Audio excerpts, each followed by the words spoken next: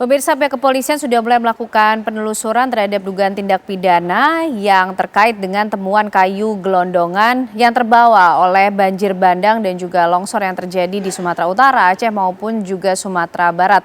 Kementerian Kehutanan, Kementerian Lingkungan Hidup juga telah bergerak serta menetapkan sejumlah sanksi bagi kemudian pelaku pembalakan liar. Tapi pertanyaannya kemudian, langkah penegakan hukum seperti apa yang paling tepat melihat penyebab dari adanya banjir bandang serta longsor yang terjadi nampaknya tidak hanya disebabkan oleh faktor cuaca, tapi adanya juga aktivitas pembalakan liar di wilayah tersebut. Malam hari ini kita akan membahasnya bersama dengan sejumlah narasumber yang sudah bergabung di Apa Kabar Indonesia Malam. Ada Direktur Eksekutif Nasional Walhi, Mas Boy Jerry Ivan Sembiring. Mas Boy, apa kabar? Baik, terima kasih malam hari ini sudah hadir Mas Boy. Dan juga bergabung bersama kita melalui sambungan Zoom ada Brigjen Muhammad Irhamni, Direktur Tindak Pidana Tertentu Dirtipiter Bareskrim Polri. Selamat malam Pak Irhamni. Selamat malam Mbak. Baik, dan juga bergabung bersama kita ada Bupati Tapanuli Selatan Gus Irawan Pasaribu. Selamat malam Pak Bupati. Malam Mbak. Baik, kita sudah kemarin cukup panjang setiap hari juga membahas mengenai bagaimana penanganan dampak dari bencana banjir bandang dan juga longsor. Tapi termasuk juga yang kita ingin tahu Pak Irham nih, bagaimana kemudian penanganan hukumnya Pak? Karena begitu banyak data yang sudah kita diskusikan sebelumnya di setiap kesempatan bahwa ternyata banjir bandang dan longsor ini tidak hanya disebabkan oleh faktor alam atau cuaca, tapi ada juga ulah manusia di belakangnya Pak. Baik, terima kasih Mbak. Apa yang disampaikan tadi memang benar, faktor bencana alam ini bukan hanya faktor cuaca saja, akan tetapi ada faktor-faktor yang lain yang memang menjadi penyebab terjadinya bencana tersebut. Oleh sebab itu, pimpinan dalam hal ini Bapak Kapolri dan Bapak Menteri Kehutanan kemarin memerintahkan kami untuk melakukan investigasi, dan investigasi ini sudah kita lakukan. Yang pertama, daerah yang berdampak banjir yang memang disebabkan adanya dugaan kuat adanya pembukaan lahan baik legal ataupun ilegal di wilayah Aceh, Sumatera Barat dan Sumatera Utara.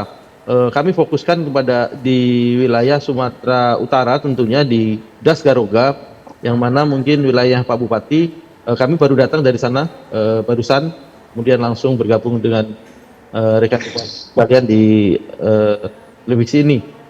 Kami temukan di TKP di jembatan Garoga dan Angoli bahwa itu tertutup beberapa jenis kayu dan jenis-jenisnya sudah kami identifikasi. Kemudian hasil identifikasi ini kami cocokkan di sumber-sumber kayu yang ada di hulunya.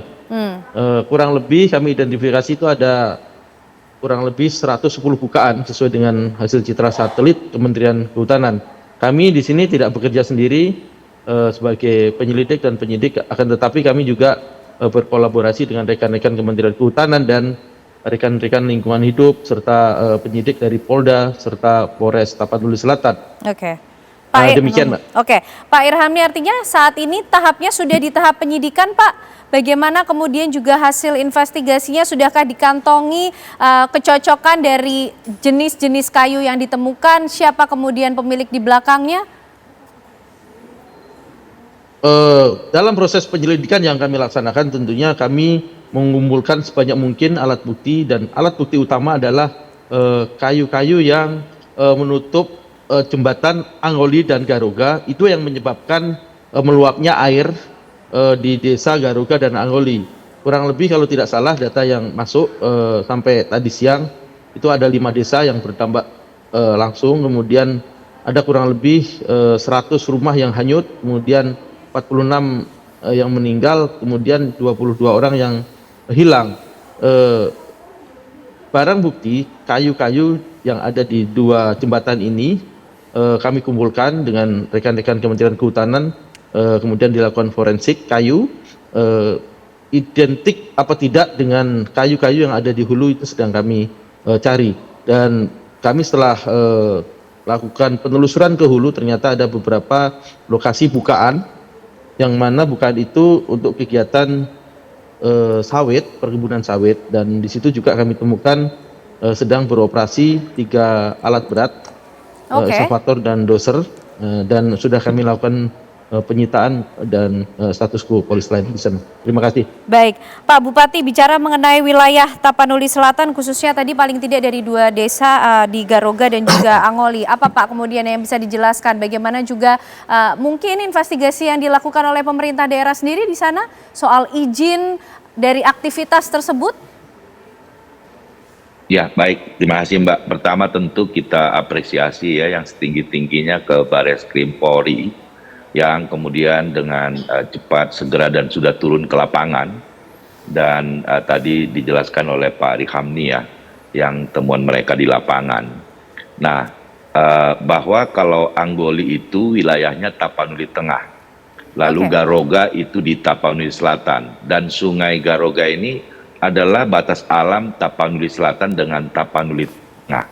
Memang kalau di sana, setahu saya memang barangkali temuan tadi bukan hutan itu mungkin tidak di wilayah Tapanuli Selatan. Tetapi yang saya sangat concern selama ini karena Mbak, kami tiap tahun itu di Tapsel adalah terjadi banjir bandang. Mengambil contoh akhir tahun lalu misalnya ada 2 kejadian. Bulan November ada menyapu 1 desa, korban meninggal 2. Jelang Natal berikutnya ada lagi 1 desa di tempat berbeda, di kecamatan tetangganya juga diterjang banjir bandang juga gitu ya. Jadi di Tapur Selatan itu ada Sungai Garoga tadi, ada lagi Sungai Batang Toru, Sungai Batang Ayumi, ada lagi Sungai Siondop. Jadi ada 4 sungai ini yang kemudian makanya dari 15 kecamatan di Tapanuli Selatan itu 14 kemudian itu terjadi bencana. Tadi sungainya Batang Batang Angkola satu lagi. Jadi ada 4 sungai ini. Dan yang memang terberat itu betul adalah di Garoga, tetapi sebetulnya di hilirnya Sungai Batang Toru itu ada 3 kecamatan juga terdampak banjir yang juga luar biasa, meskipun tentu korbannya tidak sebanyak yang di Garoga sebagaimana tadi disampaikan ada 46 orang meninggal.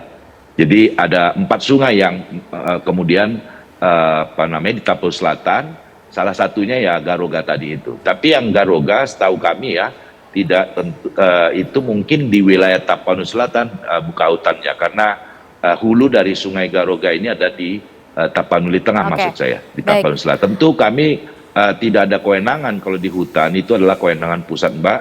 Tentu juga kami tidak juga memiliki kewenangan penyidikan gitu ya, karena nggak ada PPNS tentu di kabupaten Mbak. Tapi Pak Bupati, apakah juga sudah melakukan penelusuran ataupun mencari tahu soal penerbitan izin aktivitas Pak di sana? Entah itu pembukaan lahan ataupun kemudian penggunaan lahan, mengambil kayu-kayu yang ada di sana Pak. Karena materialnya sangat jelas, kayu gelondongan yang terbawa begitu banyak Pak di banjir bandang dan juga longsor kali ini. Saya hari pertama kemudian masuk kerja karena saya baru periode pertama itu di 3 Maret Mbak, setelah pulang dari retret Magelang. Saya sudah mendengar ini, tetapi sekali lagi ya tidak yang Sungai Garoga, karena sekali lagi Garoga kami tidak terinformasi dan saya kira tadi itu adalah di wilayah Tapanuli Tengah gitu ya. Yang concern saya adalah Sungai Batang Toru, karena Sungai Batang Toru ini Batang Toru ini adalah satu ekosistem yang sumber hayatinya luar biasa, dan di sana ada proyek strategis nasional PLTA 510 MW. Di sana banyak satwa beragam dan satwa yang sangat amat langka dan dilindungi. Pongo tapanuliensis juga ada di sana gitu ya. Dan pengalaman tadi sebelum saya menjabat pun tahun-tahun lalu juga sering terjadi banjir. Karena itu saya mendengar ada izin penebangan kayu di hulu Sungai Batang Toru, maka waktu itu inisiatif saya minta Dinas Lingkungan Hidup kami, karena di daerah tidak ada Dinas Kehutanan karena hutan adalah kewenangan pusat, itu menyurati ke Balai Pengelolaan Hutan Lestari Mbak. Nah itu surat ketiga baru kemudian kami mendapatkan siapa-siapa yang mereka berikan izin di Tapur Selatan, meskipun pada waktu kami mendapatkan itu sudah tidak aktif katanya. Tetapi kenyataannya kami mendengar dan bahkan menemukan di lapangan masih juga ada penebangan kayu di hulu Sungai Batang Toru tadi.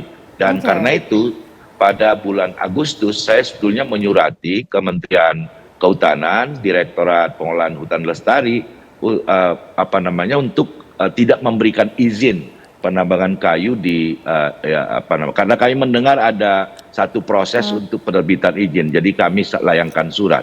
Dan kemudian pada bulan Agustus juga kalau nggak salah kami senang ternyata dari Direktorat Pengelolaan Hutan Lestari itu menghentikan sementara pemberian akses sipuh yang itu adalah merupakan izin penebangan kayu di APL. Tetapi ternyata itu Juli terbitnya penghentian sementara, lalu itu 9 Agustus itu kemudian sipuh dibuka lagi begitu. Jadi hanya sebulan sebetulnya moratorium yang dimaksudkan oleh Kementerian Kehutanan. Baik, itu menjadi satu hal yang penting untuk ditelusuri, tapi dari Walhi sendiri, Mas Boy melihat sejauh ini penegakan hukum yang sudah coba untuk dimulai dilakukan, sudah naik ke tahap penyidikan, Mas, termasuk kita ingin tahu data yang dipegang oleh Walhi soal penggunaan lahan yang sudah beralih fungsi serta izin penggunaannya ini seperti apa, Mas Boy? Saya menggambarkan kayak gini ya, proses penegakan hukumnya sebuah hal yang menarik, patut diapresiasi, tapi datang terlambat gitu ya. Seharusnya proses penegakan hukum ini, kalau tadi kawan-kawan dari Polri menyebutkan ada komunikasi dengan Kementerian Kehutanan, lalu Pak Bupati juga bilang mereka menyadari beberapa peristiwa ilegal di kawasan hutan, alih fungsi kawasan hutan, bahkan ada aktivitas legal yang sebenarnya minta dihentikan gitu ya. Proses penegakan hukum sebelumnya kemana nih gitu ya. Nah kan proses penegakan kealpaan proses penegakan hukum dalam proses 10 tahun ini atau 5 tahun ini dan diakumulasi dengan proses penerbitan izin yang hendak mengekstraksi hal alamnya, itu kan yang mengakibatkan peristiwa bencana ini melahirkan dampak yang luar biasa gitu ya. Saya mencatat gitu, kami mencatat misalnya di 3 provinsi ini gitu ya, Aceh, Sumatera Utara, dan Sumatera Barat, paling nggak ada 354.000 tuh kawasan hutan yang dialih fungsikan, yang sebenarnya tidak dibebankan izin tapi digunakan untuk aktivitas tambang gitu ya, aktivitas illegal logging, alih fungsi menjadi perkebunan kelapa sawit. Gitu. Lalu kita cek lagi gitu ya, ada namanya Satgas PKH. Kalau dia bilang ada hasilnya 2 juta hektar gitu ya, mereka cuma take over kok. Apa rencana pemulihan dan rehabilitasinya? Gitu. Nah bagi kami ini proses kegagalan proses penegakan hukum ya. Tidak ditemukan adanya proses rehabilitasi dari aktivitas penambangan ataupun pembukaan lahan di sana? Ya jelas dong, aktivitasnya aja ilegal, nggak mungkin dong mereka merehabilitasi gitu ya.